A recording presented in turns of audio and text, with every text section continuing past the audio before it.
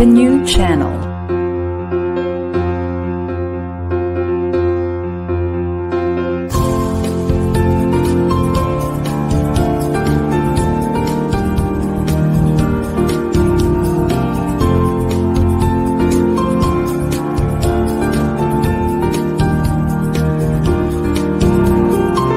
The new channel. Hashtag TNC Now.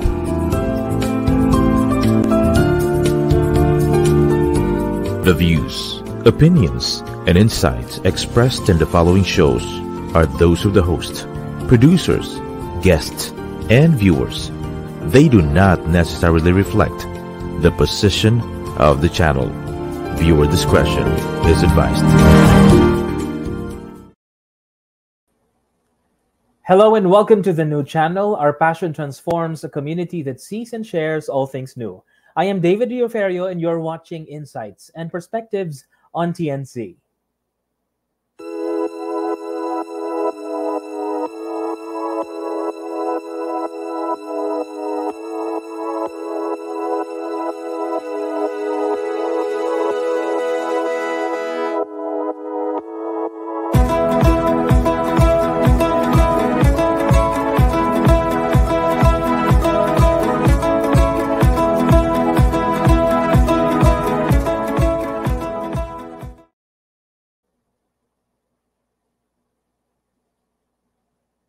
Today, let's talk about sharing a Noche Buena and giving the gift of learning. Our guests for today are Precious Hope Basco and Jomel Jetonzo. Both are from World Vision in the Philippines. Precious and Jet, welcome to the program.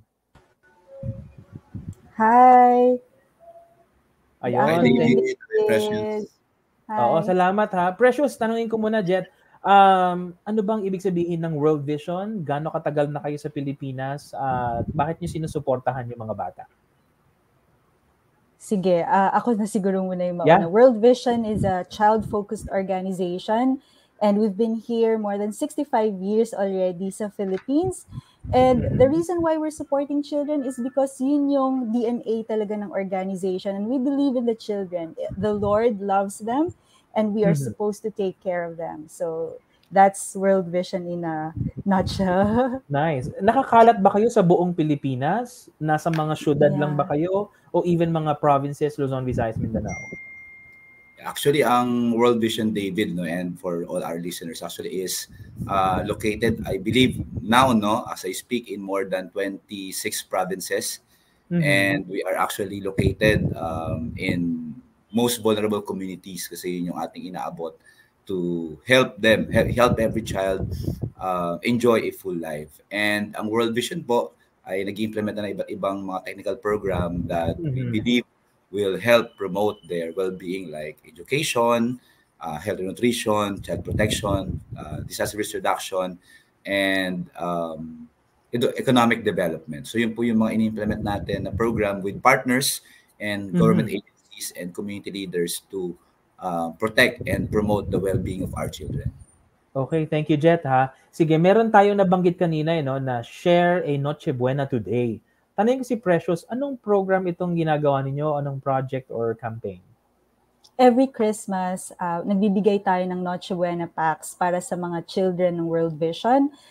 This is because we know that Christmas ay very much celebrated sa Pilipinas and it's a family tradition na talagang yun ang sineselebrate at yun ay meaningful sa ating mga kabataan. So we want to give them something na makipakita natin yung love natin sa kanila tuwing Pasko. And so that's the reason why we do it. And that's every Christmas. Paano to, Presh? Pupunta ako sa website ng World Vision, tapos mag-register ako, and then I'll give the amount needed for That's the right. Opo. So our website is worldvision.org.ph and for 1,000 pesos, 2 pamilya na po ang mabibigyan natin ng Noche Buena packs. Oo, 2 na to. Pwede akong mamili ng lugar kung saan magbibigay o depende na yon sa latag ng World Vision? Depende na siya kasi when you give, the resources will be pulled together. Yun yung ipambibili natin ng mga Noche Buena packs that will go as far as Luzon, Visayas, and Mindanao. yun nga yung nasabi ni Jet kanina, kung saan-saan tayo. We are present in more than 20 municipalities and provinces as well. O ayan ha, mga nakikinig, nanonood, 1,000 pesos lang, 2 families na ang magkakaroon ng Noche Buena packs from World Vision, syempre sa tulong ninyo. Jet, nakakalat kayo sa buong Pilipinas, and then you're doing specifically education. Meron kang tinatawag na Brigada Pagbasa. Ano naman itong campaign na to? Ayun. Ang Brigada Pagbasa, David, no, para mas madali sa maintindihan, kung meron tayong Red Cross where we train volunteers, no, para mag-administer ng first aid. Ang Brigada Pagbasa naman ay isang readership at volunteer program platform that aims to mobilize partners to help address literacy gap in the community. So dito po nag-set up tayo ng mga reading camp, no, sa bawat community, and we train community leaders to become literacy facilitators para po yung mga batang hindi nakakapagbasa ay matulungan po natin. So para siyang Red Cross for Literacy, no, na kung ang Red Cross mo kailangan maging doktor para mag-administer ng first aid, pero kailangan mo ng training. So ganoon din po sa Brigada Pagbasa. We make sure na yung mga literacy volunteers natin ay trained para sila po ay equipped to facilitate beginning reading and reading remediation. Oo. So kahit hindi ako teacher pwede akong magturo sa bata. Ganun ba 'yon? Yes, David. Itong Brigada Pagbasa ay in partnership with the Department of Education. Kaya yung ating training program ay approved din ng DepEd at ng PRC actually, na pwede itong pang teacher, pwede naman itong ibigay din sa mga sa mga literacy volunteers para masiguro na kahit na hindi ka teacher by profession ay magagawa mo pa rin tumulong sa mga batang hindi marunong magbasa. Akala po natin na kapag nag-aaral, dapat ay matalino lang ang bata.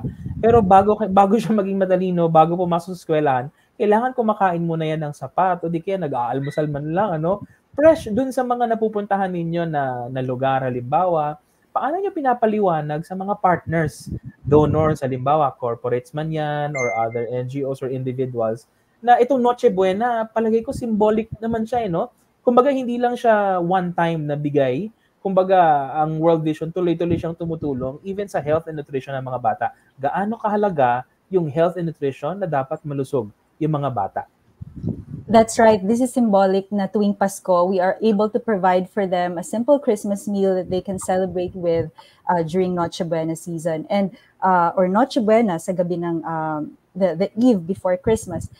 With regard to health and nutrition, ang ating sponsorship encompasses itong mga bagay na ito. Aspects nitong sponsorship would be education, that's yung si Jet nga ang ating lead dyan. And then aside from education, we have health and nutrition na mga initiatives and interventions. And syempre, isa dyan yung pag-value natin doon sa mga maternal and yung 0 to 5 years old na mga kabataan hindi natin sila pababayaan because yung mga malnutrition cases, example, sometimes very high. So we do something about that, and that's a part of our child sponsorship initiative or program. So ayun, masasakop yan ng ating sponsorship, masasagot yan. So bukod sa Noche Buena na binibigay ito tuwing Pasko, tuwing panahon, itong season ng Pasko, meron din tayong child sponsorship. Ito naman, all year round ito. At kahit sino, tama ba? Pwedeng mag-sponsor. Yes, that's right. Kahit sino pwedeng mag-sponsor as long as you're committed, you love the child, you love the children. You are very much welcome po to support a child and make a difference in a child's life. So that is also, pwede rin po anyone can sign up to be a child sponsor through our website. That's www.worldvision.org.ph. Yan pala para 2-in-1 na sa mga those watching and listening. Pag nag-sign up kayo to give dun sa Noche Buena campaign, mag-sign up na rin kayo as child sponsor. Ikaw ba, Jet, child sponsor ka tulad ni Fresh?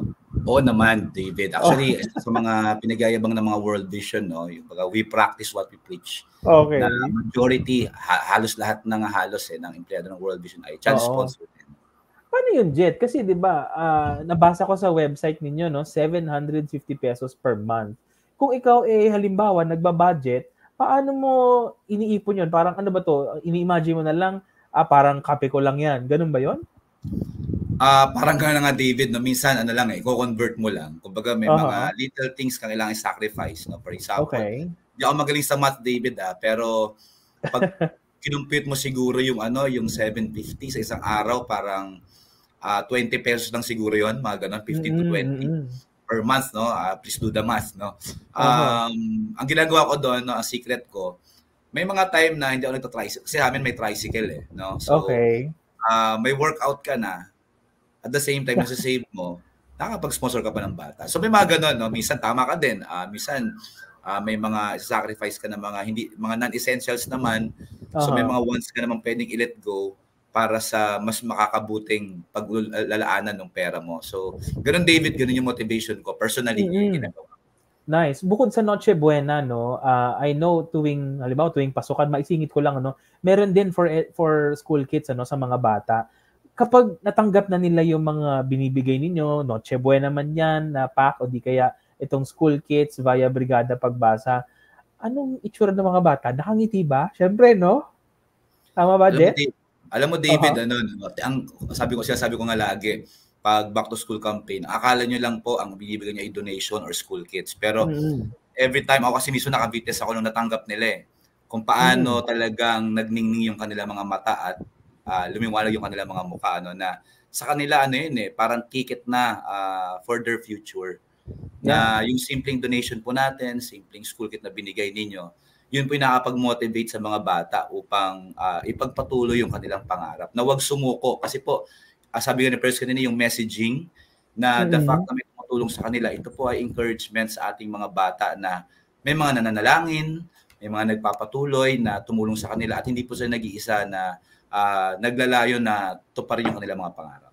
Thank you. Precious, itong pagbibigay ninyo ng Noche Buena Packs, hindi naman ito bastang ipinapa-deliver na lang sa kanila, no? Talagang pumupunta kayo dun sa sites. At meron kayong mga schedule ng pag-turnover sa kanila per family. Tama ba yon? That's true. So we have it in the form of a Christmas gathering para sa kanila, para masaya, enjoy. Nice. So we have a program. We sometimes invite guests para tumulong sa amin sa pag-distribute ng mga Noche Buena packs para nga mas masaya at ma-feel nila talaga yung Christmas season and yung ma-express natin sa kanila yung ating pagmamahal. So yes, we would go to their area program para makapunta tayo at makapag-distribute tayo ng nakaschedule din.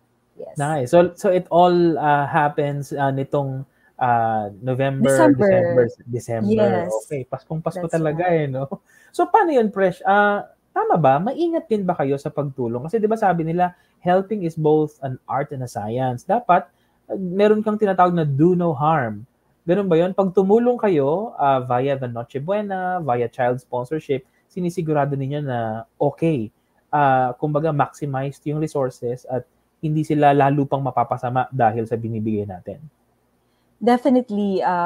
Una pa lang, we already have yung mga measures para tama yung nabili natin. And even the suppliers, tama yung pag-supply nila sa atin, the goods, hindi expired, yung mga ganun, those are really very important things. That's how we value yung mga bawat buhay ng bata at bawat pamilyang nire-represent nila. And even since it's for the family, so really we value the families that we serve. And yun yung isa lang yun sa mga measures that we do, but more than that, yung talagang maipakita natin sa kanila yung hope, yung love, alam mo yun, yung justice, and all that comes with it. Yun. Yeah, Jet, nakatambay kayo sa mga lugar na to. Hindi lang araw, hindi lang buwan, kundi taon. Ilan bang average niyan?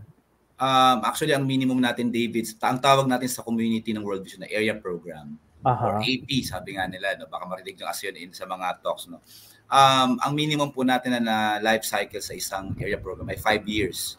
Kasi naniniwala tayo na within 5 years, doon lang natin ma-observe yung desired change natin pagdating doon sa pag-improve ng quality of life ng isang community. Actually, minimum pa nga lang yun kasi may mga iba tayong community na 10 years na tayo, 15, even 20 yung iba. So, ang ginagawa natin after that, pag na-assess na natin na okay na sila, we will transition to other communities para naman at least mabigyan naman ng chance yung ibang mga pamayanan. Meron kayong tinatawag na transformational development And then nung tinignan ko sa website, ang sabi, you want to improve children's well-being at the same time sustain it. Pag sinabi mo bang well-being, bukod dun sa mga basic needs nila, ano pa yung kailangan nila bukod sa matalino, malusog, secure? Kailangan ba mabait din sila? How do you ensure na okay sila? Kumbaga, may takot sa Diyos, marunong makisama sa ibang tao. Maybe si Precious would like to start. Okay. Definitely, hindi kailangan matalino lang or because we are into holistic transformational development. So lahat ng aspect ng pagiging bata, kailangan na i-experience nila yon. They are happy as a child, hindi lang yung ito, sponsoran natin kasi matalino to. No. It's because kailangan holistic yung development approach ng World Vision sa kanila. So iba-iba yan yung how do we do this? Yung interventions natin iba-iba. So education is one, health and nutrition another. Importante din yung economic na mga sustainability projects for the whole family. So yun, nakakatulong yun para masustain sila and maintindihan ng family that this is how we do it. We are not supposed to, receive just itong dole out system kasi it doesn't really work. But we are supposed to teach them how to fish, really. So yun yung some of the interventions that we do for them. Nice. Jet, gusto mo magdagdag? Ayan, sige. Sa World Vision din kasi we don't just value yung physical health, no? We also value yung kanilang spiritual and actually mental well-being. Kaya sa Education Technical Program, meron din tayo mga initiative na for to strengthen our children's spiritual and mental well-being. So meron tayong mga programs on spiritual nurture for children and families actually. And then meron din tayong mga life skills education initiatives to strengthen naman on the prevention side yung mental resilience ng mga bata. Alam naman natin sa panahon ngayon, usong-uso yung term na mental health at marami tayong mga kapatid na suffer dyan. So hindi lang dapat sila matalino when it comes to literacy, dapat pagdating sa life skills din sila din ay equipped para masiguro natin na sa kanilang pagpapatuloy sa buhay, sila po ay equipped at resilient. Atras lang ako ng onti, Precious, unahin kita. Ito bang World Vision, first mo tong work? Or ito ba talaga yung dream job mo, masasabi, mula ng college? O meron kang mga palipat-lipat din kahit papaano? Pangatlo ko siya, but it's my longest. So I've been with World Vision for 15 years, going to 16. Wow. Yes, and if it's my dream job, yes. Nice. I dreamt of working with a development agency, and so when I got into World Vision, it's I really enjoyed it. Yung passion ng it was very fulfilling for me then and until now. So that's the reason why ang tagal ko na. But it seems like every day hindi natatapos yung work. Parang tuloy-tuloy pa rin kasi we really need to help a lot of children talaga. Hindi talaga nauubos yung work. So that's why I'm still here. Okay, so mahirap siya but fulfilling naman. Sige nga, Jet, ikaw. Hard, yes. Oh, it's hard but fulfilling. Ikaw, Jet. Bigla ko napabilang, David. Parang alam ko, pampito ko na yatang trabaho ito. Kasi may profession ako, isang guro, no? So ako yung nagsimula talaga as basic education teacher. Pero habang ginagawa ko yung pagtuturo, ang pangarap ko talaga magkaroon ng trabaho na kung saan napapractice ko yung aking faith at the same time. Nakakapag-interact sa community. Yun talaga yung gusto ko ever since. At after teaching for how many years, God led me to World Vision. At for me, yes, I really parang landed in my dream job dahil ito yung for me it's a perfect job for me kasi this is where I practice my skill as a teacher. At the same time, I get to interact with the community partners, with the children, and with our partners and stakeholders. So at the same time, dahil ang World Vision isang Christian organization, para ading kumbaga we don't actually call our work we call it ministry. Yeah. So although hindi siya walk in the park, may mga challenges, pero the point is tinatrato mo ito bilang ministry, hindi lang basta-basta trabaho. So talagang ingat na ingat tayo pagdating doon sa pag-spend ng resources, pag-deliver ng output kasi alam mo na hindi mo lang ito ginagawa to comply with your deliverables, but you carry your duty as part of your ministry and worship to the Lord. Fresh and Jet, nakahanda na ba yung mga listahan ninyo for Noche Buena? Kasi 'di ba parang buong pamilya yan, nililista niyo ano yung mga gusto niyong, lutuin sa Pasko. Tapos kasi, the reason I'm asking is para mas maintindihan ano, ng mga nakikinig at nanonood sa'tin, gaano ba talaga ka well, kaimportante yung pag-celebrate ng Christmas. Ikaw, Jet and Precious, dito ba kayo sa Manila, magse-celebrate din ng Christmas? Sige, ako muna. Dito Aha. kami sa Metro Manila lang, pero kung may listahan na, parang wala pa yata. Oo. Kung meron ka pa kopya, hindi, joke lang. But really, yung pagse-celebrate ng Pasko, no, number one, it's the Lord Jesus Christ, our Savior, Good. whom Mary the Virgin, He gave birth to our Savior, the Lord Jesus Christ. And that is what we celebrate. And yung love niya na yun sa atin, yun din yung gusto nating i-impart sa mga bata. And that's why ang Pasko talaga, every Christmas, isa ito sa, ang Christmas program ng World Vision is really one of the campaigns ng World Vision na malaki all year round. I mean, for the, sa isang taon, because we really value yung Christmas celebration, yung Christmas spirit, yung first and foremost, how the Lord loved us, and yun din yung nais nating maiparating sa kanila. So, yes. Great. Jet, ikaw? Ayun, David, na alam natin sa Pilipinas. Ako, actually, sa probinsya ako malamang magpapasko. Malamang sa yun, ano. At for me, napakahalaga nitong pag-celebrate ng Pasko kasi hindi lang ito parang puro ilaw at regalo, no. Ang Pasko din ay isang okasyon kung saan binabalikan natin yung sabi nga ni Precious, yung kapanganakan ng ating Panginoong Jesucristo, at ito yung nagbigay ng salvation or kaligtasan sa lahat ng kaluluwa, no. At para sa mga bata, napakahalaga na ito ay ma-enjoy din nila upang patuloy na maging paalala na may isang Diyos na nagkatawang tao na namatay para sa kanila upang iligtas tayo lahat. So, ang World Vision, katulong ating mga partners ay nangangarap, no, na sana makapagbigay tayo ng ganitong inspirasyon pa sa mas maraming kabataan. At ito po, hindi namin magagawa ng kabilang. Kaya po kami ay kumakatok sa puso ng ating mga partners and donors para po tulungan po kami na tuparin itong misyong ito. Ang sabi nga nila, no, kapag tumulong ka daw, hindi ito one way lang, na yung tinulungan mo lang, siya lang nagiging okay. Minsan nga mas nagiging okay pa ang pakiramdam nung nagbigay. Ganun ba, Presh, ang na-observe mo sa mga partners ng World Vision for Noche Buena, individuals man ito or mga companies na kasama ninyo taon-taon?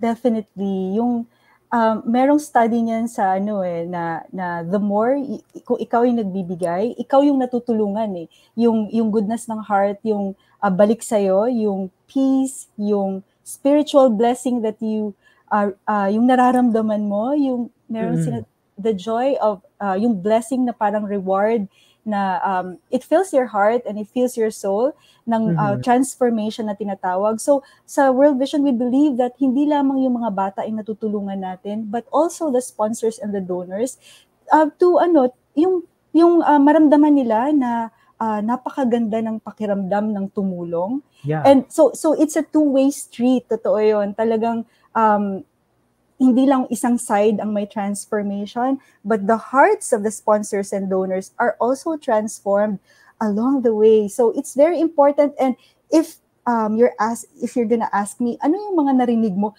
Sobrang dami. As in, talagang hindi ko siya mabilang. Really, the testimonies of the sponsors and donors that I have heard for during the 15 years of my stay sa World Vision, napakadami. I can even cite you some. But really, pati kaming mga staff, we are so blessed to hear those stories of transformation. And parang I couldn't ask for more. So really, meron talagang kakaibang blessing yung pakiramdam nung mga nagbibigay, and that's really true. Very At saka, evident. Fresh, lahat ng levels, lahat ng types ng tao or organization, somehow nakasama niyo na, sa tagal ng 65 years. Baka naman meron kang ma-share dyan, mga circle of friends, halimbawa. Meron ba kayong ganun? Or mga nami-meet ninyo sa mga donor engagement activities, mga loyal donor dinners? Maybe 1 or 2 stories na narinig mo? Okay, so there's one that I couldn't forget.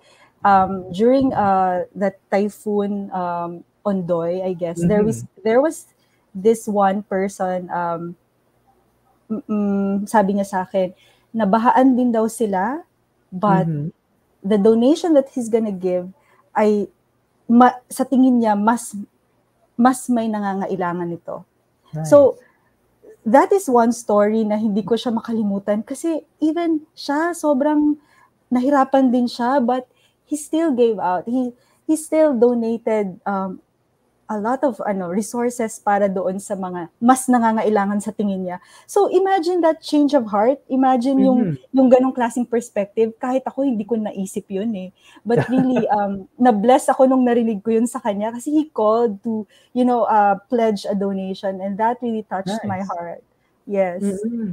Kasi 'di ba, ang parang automatic na response na natin kapag merong sakuna at kasama ka doon, unahin ko muna yung sarili ko. Pero ito, oo, inuuna niya yung ibang tao. Jet, sa Brigada Pagbasa, madami kayong mga kagrupo, di ba? Pero meron kayong tinatawag na technical working group. Sino-sino yung mga miyembro nito? Ayan, kasi nga, ang goal nga natin ay talagang ang goal kasi ng World Vision din, about to engage the whole nation in addressing literacy gap. At di naman pwedeng si World Vision lang ito. Kaya ang ginawa po natin ay nag-form tayo ng Brigada Pagbasa Partners Network to form a grand alliance against, to combat illiteracy. So, dito po nagbuo tayo ng mga ng technical working group. Ito ay kinabibilangan ng Philippine Business for Social Progress or PBSP. Nandito din ang TELUS International, nandito rin ang WeSolve, nandito rin ang Angat Buhay Foundation, nandito rin ang Philippine Business for Education at ang Philippine National Volunteer Service Coordinating Agency. Ito po yung mga kasama natin sa TWG para talagang itulungan tayong iabante yung ating mission para lahat ng mga bata ay nakakabasa sa ating bansa. Nice. Palagay ko nandiyan din ay madalas ko nadidinig si National Bookstore, Adarna Publications, kasama rin natin, very good. Fresh, ganito, kung ako yung isang organization and I want to help or give nitong Noche Buena this December, do I contact you? Do I sign up sa website niyo? Paano? So kung anong convenient method of you signing up, any method will do. So you can check out our website. Pwede rin po silang tumawag sa aming hotline, which is 028-372-7777. So yun, there's another way. Kung if I can also mention our mobile number, kung okay lang, that's 0917-866-4824. So there are ways that you can contact us, and we hope to hear from you soon. Nice. Mga ilan ba ang target nating ibigyan na pamilya? We are aiming to provide 24,000 kits to 24,000 families. So 24,000 Noche Buena packs for them. Konti lang pala. Kayang-kayang konti lang.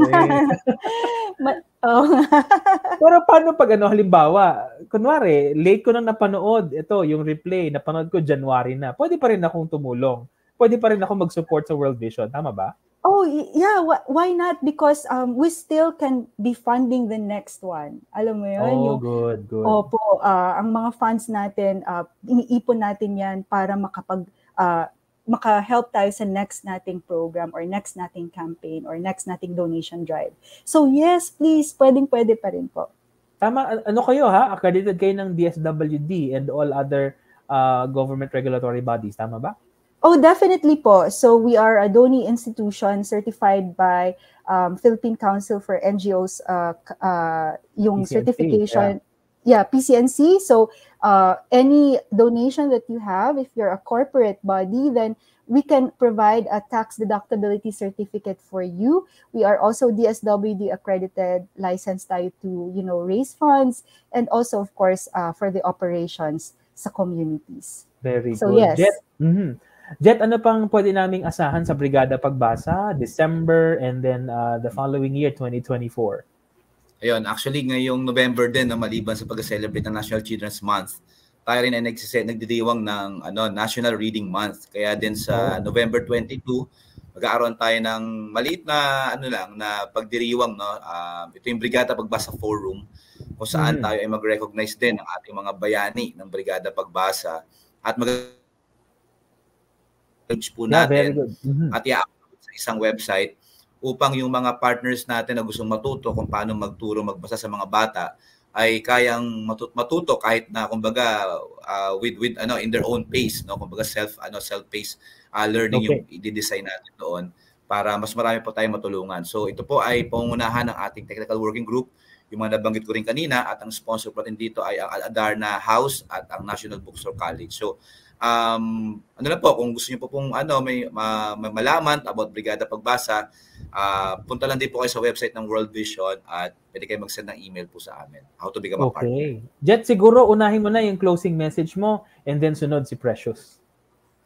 Okay. So sa ating mga tagapakinig po, no, kagaya na sabi ko po kanina, yung aming mga campaigns, yung Noche Buena natin drive, yung ating back to school, at lahat po ng mga even child sponsorship ng World Vision. Ang prayer ko, wag lang siyang tingnan as parang sort of a donation drive. Pero gusto ko po sanang ipakita sa inyo na ito pong mga mekanismo na to ay isang opportunity din para sa atin upang tulungan ang bawat bata na tuparin yung kanilang mga pangarap. Lagi natin sinasabi na ang ating kabataan ay pag-asa ng bayan, ngunit kung sila po ay hindi marunong bumasa, kung sila po ay walang life skills, kung sila po ay gutom, mahirapan po silang tuparin ito. Kaya po, no, tayo po ay kumakatok sa puso ng ating mga kababayan na suportahan po yung mga advocacy ng World Vision upang ang ating mga bata po ay matulungan natin na tuparin ang kanilang mga pangarap. Maraming po salamat. Okay, Precious, please. Sige, we wanted to partner with you po sa itong darating na Kapaskuhan. We hope that you could send us or give us your Noche Buena gift of love for 2 children. That's only 1,000 pesos. So you may check out our website at www.worldvision.org.ph. Maraming salamat po and God bless you more po. Okay, thank you so much, Precious Basco, Donor Care Manager, at saka si Jomel P. Gitonzo, Brigada Pagbasa Director. Maraming salamat, David. And Thank TNC. you. Maraming salamat po sa panonood. I am David of Insights and Perspectives. God bless you.